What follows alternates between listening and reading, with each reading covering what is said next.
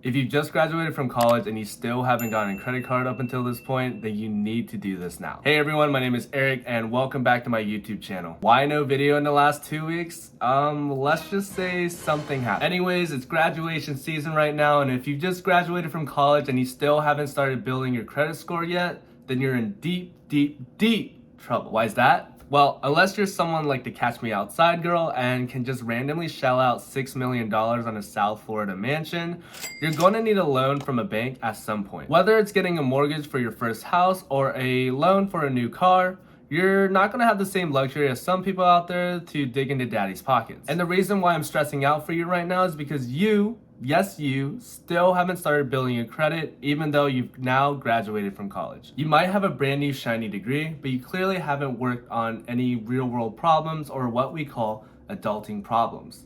Because the difference between an excellent credit score and a good credit score could save you thousands of dollars on your mortgage or could make you pay thousands of dollars more on your mortgage at the end of that 30 years. And the difference between having an excellent credit score right now and a good credit score right now could be the difference between starting when you were 18 when that was legal versus starting now when you're 22 or older and fresh out of college. But don't be alarmed. Just because you're kind of late into the credit card game doesn't mean you're out of luck. If you start building your credit score now and are extremely diligent, in a couple of years you could easily compete with those who started when they were 18. But with anything else in life, it requires hard work, dedication, and a plan to focus on spending within your means and to never overspend on your budget. Alright, but anyways, I keep talking about credit scores this and credit score that, but I haven't really answered that question that you probably have in your head.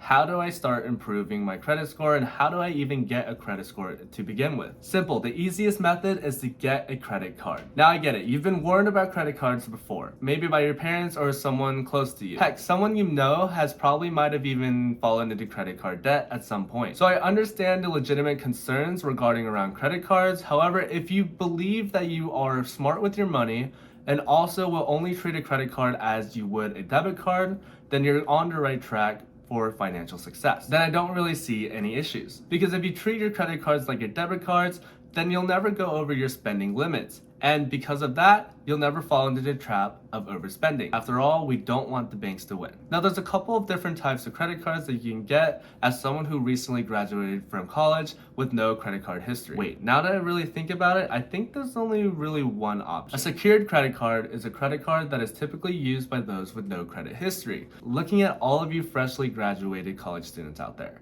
And for those of you out there that unfortunately have a bad credit score due to a multitude of reasons. This credit card is secured in the way that the bank asks for you to put in a security deposit into your account.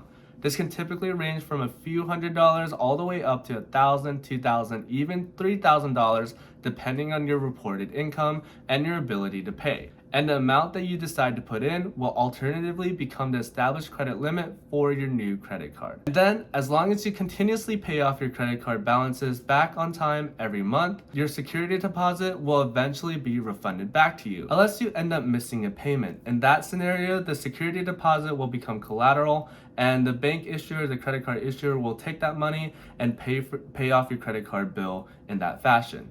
But you only really get one chance with this, so let's try to make it count. And actually, try not to even do that.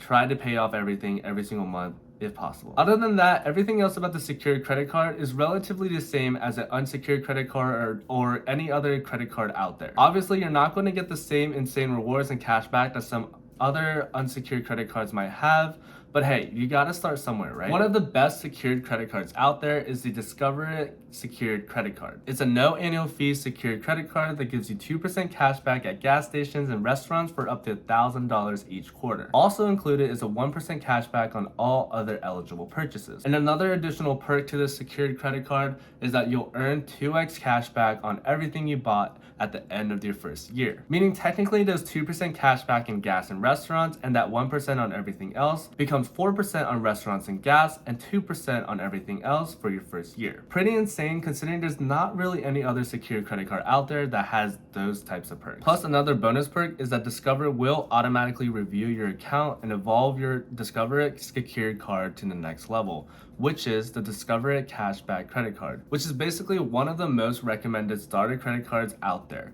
It's a no annual fee unsecured credit card, meaning no more required security deposit, that gives you 5% cash back on a rotating category. Right now, it's gas stations and Target, and then it's 1% on everything else. Another great secured credit card is the Quicksilver Secured Rewards Credit Card by Capital One. It's a no annual fee secured credit card that gives you 1.5% cash back on every purchase. Pretty simple, there's not really any other hassle with this secured credit card.